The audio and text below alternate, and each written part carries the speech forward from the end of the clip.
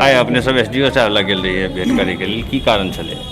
हम सब SDO साहब के जे छै महागठबंधन के सब साथी भेंट करे लए गेल रहिए। 30 तारीख के फेसबुक पर हिंदुस्तान के रिपोर्टर रविन्द्रनाथ झा जी फटकी माने मधेपुर अंचल में जे बाढ़ि छै, जे प्रलयकारी स्थिति छै, ओहि लऽ के एकटा खबर चलेने रहथिन जे वो अपन फेसबुक पर पोस्ट केने रहथिन जे मधेपुर अंचल के स्थिति बहुत खराब छै और बाढ़ि के त्राहिमाम स्थिति के लऽ के जनता बहुत बेसी आक्रोशित छै।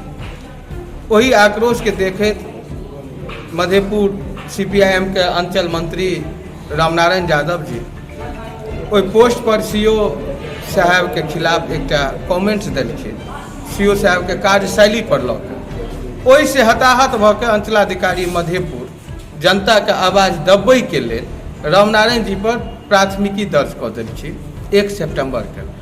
वही प्राथमिकी के आलोक एवं मधेपुर अंचल के बाढ़िग्रस्त घोषित करे के लिए हम स्वयं ज्योति झा उपाध्यक्ष जिला कांग्रेस कमेटी मधुबनी, हमार मधेपुर प्रखंड कांग्रेस कमेटी के प्रखंड अध्यक्ष आदरणीय अब्दुल रहीम हाशिम साहब, मधेपुर RJD के प्रखंड अध्यक्ष सम्मानित आदरणीय मुमताज अंसारी जी, मुखिया महासंघ मधेपुर के प्रखंड के सम्मानित अध्यक्ष आदरणीय श्री दिवाकर यादव जी सहित सामाजिक गतिविधि में रहनिहार बोलबम झा जी, संजय झा, शिवकांत मिश्र, गोपाल झा, श्रीराम मंडल सहित अन्य लोग हम सब SDO साहब के पत्र लिखलिए हैं जे रामनारायण जी पर, जे रामनारायण जी एक सामाजिक व्यक्तित्व के लोग हैं, उनका पर जे ई फर्जी जनता के आवाज के दबावे के लेल जे मुकदमा CO मधेपुर के द्वारा दायर कल गेल हैं, वही चीज के CO साहब मधेपुर के कहल जाए जे वो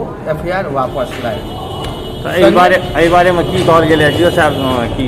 SDO साहब कहला हाँ वो ई चीज मानै छथिन जे अंचलाधिकारी मधेपुर द्वारा गलत कयल गेलै हैं। वो स्वयं कहला जे अगर हमर पोस्ट पर हमरा बारे में एहन कमेंट कयल गेल रहिते तो शायद हम FIR नहीं करतिए। उनको ई चीज खराब लगलै ना जे एकटा अधिकारी जनता के काज करे के लेल आबै छै, नहीं कि वो जनता के उलझावे के वास्ते आबै छै। हमरा अनुमंडल पदाधिकारी झंझारपुर बहुत सुलझल व्यक्ति बुझेला।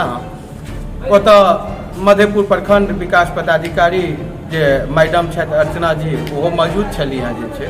हम मैडमो से आग्रह अर्चना जी से केलिए ना जे अहाँ अपनो स्तर से एकरा संज्ञान में लो, अंचलाधिकारी मधेपुर के बुझबियौ जे ई FIR के वापस लैत।